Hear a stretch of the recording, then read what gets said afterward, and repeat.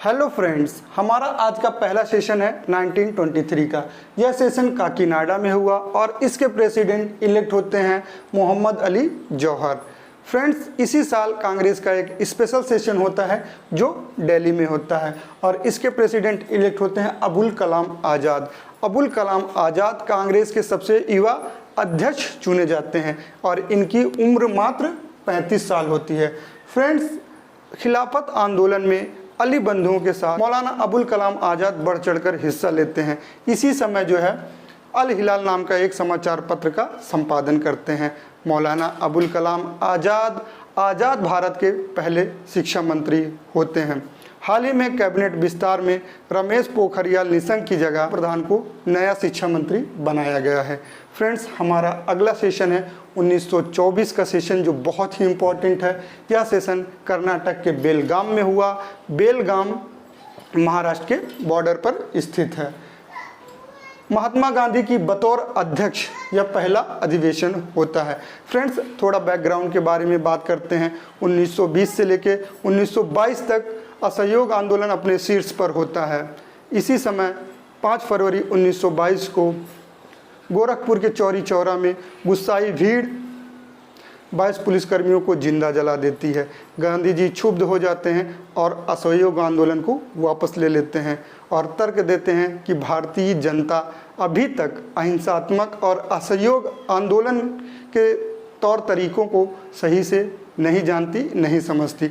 अगर इस आंदोलन को जारी रखा जाएगा तो हिंसा बढ़ती जाएगी और ब्रिटिश सरकार को बहाना मिल जाएगा। सभी नेताओं को, राष्ट्रवादियों को जेल में डाल दिया जाए। पूरा आंदोलन नेतृत्व विहीन हो जाएगा और भारत की आज़ादी काफ़ी विलम्ब हो जाएगी। ब्रिटिश सरकार क्या करती है? गांधी जी को अरेस्ट करके जेल में डाल देती है। इस तरह से पूरा जो आंदोलन चल रहा था वो नेतृत्व विहीन हो जाता है और 1922 में गया का सेशन होता है। उसके अध्यक्ष सी आर दास बनते हैं। सी आर दास जो central legislative assembly, provincial legislative assembly में पार्टिसिपेट की वकालत करते हैं ताकि वो ब्रिटिश पॉलिसीज़ का हिस्सा बन सकें और उसे भारतीयों के हित में प्रभावित कर सकें। लेकिन कांग्रेस के अन्य जो नेता होते हैं उनकी बात से असहमत होते हैं। इसी तरह से 1922 में ही स्वराज पार्टी की स्थापना हो जाती है। मोतीलाल नेहरू उसके सचिव और सी आर दास अध्यक्ष बनते हैं। एक अन्य सदस्य होते हैं अजमल खान। और कांग्रेस का एक और धड़ा होता है जिन्हें नन चेंजर्स यानी कि अपरिवर्तनकारी कहा जाता है। इन नन चेंजर्स में राजेंद्र प्रसाद, सी राजागोपालाचारी, वल्लभ भाई पटेल और M.A. अंसारी प्रमुख होते हैं।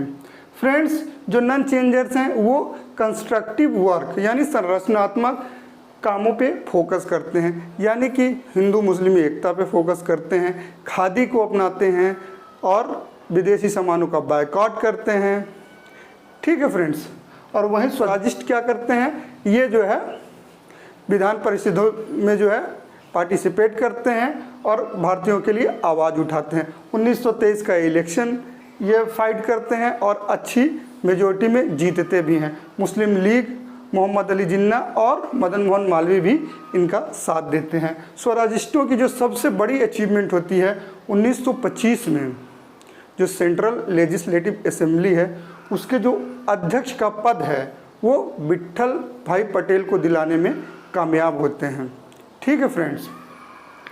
और इसी समय एक अन्य विचारधारा होती है जो क्रांतिकारियों की विचारधारा होती है और इसका नेतृत्व राम प्रसाद बिस्मिल कर रहे होते हैं। राम प्रसाद बिस्मिल गांधी जी की कार्यशैली से नाखुश होते हैं क्योंकि गांधी जी जो है असहयोग आंदोलन को वापस ले लिए। हमने देखा जलियांवाला बाग हत्याकांड के बाद भी 13 अप्रैल को जलियांवाला बाग हत्याकांड होता है, 18 अप्रैल को वो रोलेक्ट सत्याग्रह को वापस ले लेते हैं। तो राम प्रसाद बिस्मिल 1924 में ही कानपुर में ही HRA हिंदुस्तान रिपब्लिक एसोसिएशन की स्थापना करते हैं। इनके जो अन्य साथी होते हैं योगेश चंद्र चटर्जी और सचिन सान्याल होते हैं। सचिन सान्याल जो बंदी जीवन नाम की एक किताब लिखते हैं। इन क्रांतिकारियों का मानना होता है कि हम बंदूक के दम पे, गोला बारूद के दम पे भारत माता को आज़ाद कराएंगे। और इसी समय राम प्रसाद बिस्मिल ने एक नारा दिया कि सरफरोशी की तमन्ना अब हमारे दिल में है, देखना है जोर कितना बाजुए कातिल में है। फ्रेंड्स, साथ ही साथ कांग्रेस में एक और आइडियोलॉजी थी, वो थी सोशलिस्ट। सोशलिस्ट नेताओं में जवाहरलाल नेहरू और युवा सुभाष चंद्र बोस थे, और ये लोग 1917 की रूस की क्रांति से बहुत ज़्यादा प्रेरित थे। फ्रेंड्स, 1920 के दौर में ही कम्युनिस्ट और जो है मार्क्सिस्ट का भी दौर था। इलेक्शन है 1925 का, जो कि कानपुर में हुआ, और इसके प्रेसिडेंट सरोजिनी नायडू को इलेक्ट किया जाता है। इस तरह से सरोजिनी नायडू प्रथम भारतीय महिला हो जाती हैं जो कांग्रेस की अध्यक्ष बनती हैं। हमने देखा था एनी बेसेंट 1917 में कांग्रेस की अध्यक्ष बनी थी, लेकिन वो विदेशी महिला थी। ठीक है फ्रेंड्स, तो सरोजिनी नायडू के बारे में कहा जाता है ये बहुत ही अच्छी कवयित्री थी, साथ ही साथ सोशल रिफॉर्मर, फ्रीडम फाइटर और महिला सशक्तिकरण का एक अद्भुत रूप भी थी। ठीक है फ्रेंड्स, ये जो है आज़ाद भारत की पहली महिला गवर्नर भी बनती हैं जो संयुक्त प्रांत की, और साथ ही साथ इन्हें नाइटिंगेल ऑफ इंडिया यानी भारत की बुलबुल कहा जाता है। ठीक है फ्रेंड्स, इनकी जो फेमस कविता थी उसका नाम था गोल्डन थ्रेशोल्ड। ठीक है साथियों, और 1925 में ही जो सबसे ऐतिहासिक घटना हुई थी उसका नाम था काकोरी डकैती। इसमें क्या होता है कि जो HRA हमने देखा, राम प्रसाद बिस्मिल और सचिन सान्याल के नेतृत्व में 1924 में इसकी स्थापना हुई। ये क्रांतिकारी संगठन था। ये अंग्रेजों की 8 डाउन ट्रेन जो कैश से भरी होती है उसको लूट लेते हैं, और इनके ऊपर जो है छापामारी होती है। 17 क्रांतिकारियों को पकड़ा जाता है, जिसमें से 4 को राम प्रसाद बिस्मिल, रोशन सिंह, राजेंद्र लहड़ी और अशफाक उल्ला खान को जो है फांसी दे दी जाती है। बाकी को आजीवन कारावास की सज़ा होती है। ठीक है फ्रेंड्स, अब बात करते हैं हमारे अगले सेशन की, जो है 1926 का।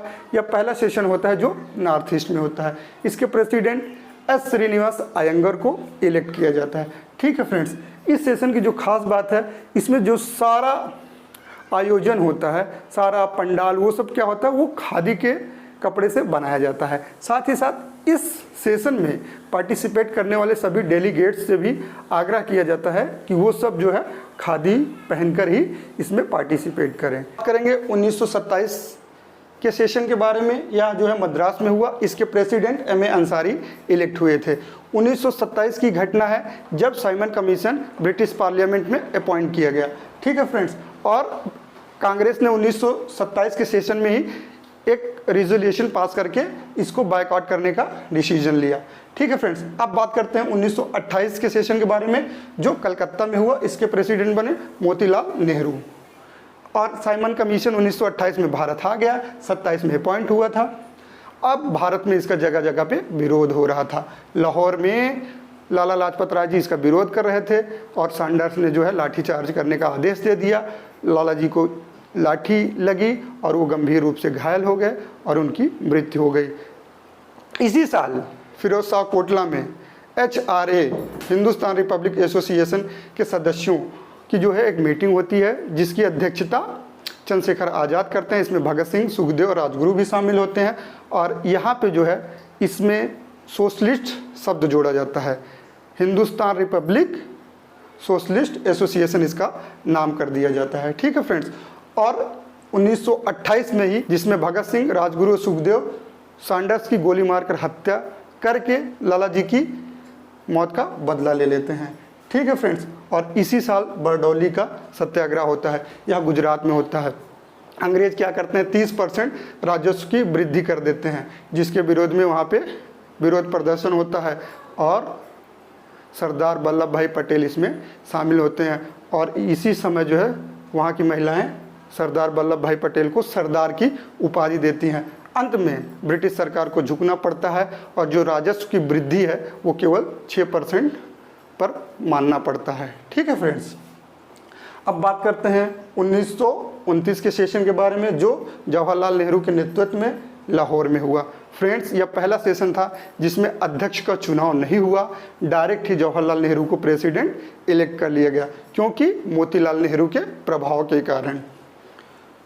फ्रेंड्स, जिन्ना ने 14 सूत्री कार्यक्रम का जो रूपरेखा तैयार किया था, इसी साल तैयार किया, जिसमें ज़्यादातर मुस्लिम हितों के बारे में बात की गई थी। ठीक है फ्रेंड्स, हार्टिंग कमेटी भी इसी साल आई जो एजुकेशन से रिलेटेड थी। और इस सेशन की जो सबसे खास बात रही वो थी पूर्ण स्वराज। अभी तक कांग्रेस क्या कर रही थी, डोमिनियन स्टेटस की मांग कर रही थी। जवाहरलाल नेहरू के पिता मोतीलाल नेहरू ने 1928 के सेशन में क्या किया था, डोमिनियन स्टेटस की मांग की। उनके बेटे ने अगले साल क्या किया, पूर्ण स्वराज की मांग की। और यहीं पे जो है इसी साल से हर साल 26 जनवरी को इंडिपेंडेंस डे मनाने की घोषणा की गई। इनकलाब जिंदाबाद के नारे लगाए गए और ये जो लाहौर सेशन है ये रावी नदी के किनारे पर हुआ था। ठीक है फ्रेंड, और इसी साल की एक महत्वपूर्ण घटना मेरठ कॉन्स्पिरेसी केस है जो कम्युनिस्टों से रिलेटेड है। ठीक है फ्रेंड्स, और जो इस साल की सबसे ऐतिहासिक घटना थी वो थी सेंट्रल लेजिस्लेटिव असेंबली पे बम फेंकना।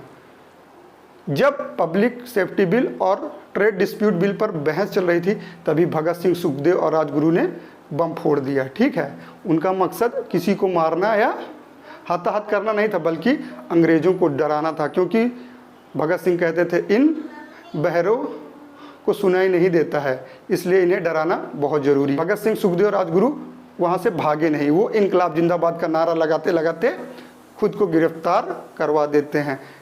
पूरे देश में बहुत तेज़ी से भगत सिंह का नाम लोगों के जुबान पे आ जाता है। भगत सिंह बहुत फेमस हो जाते हैं।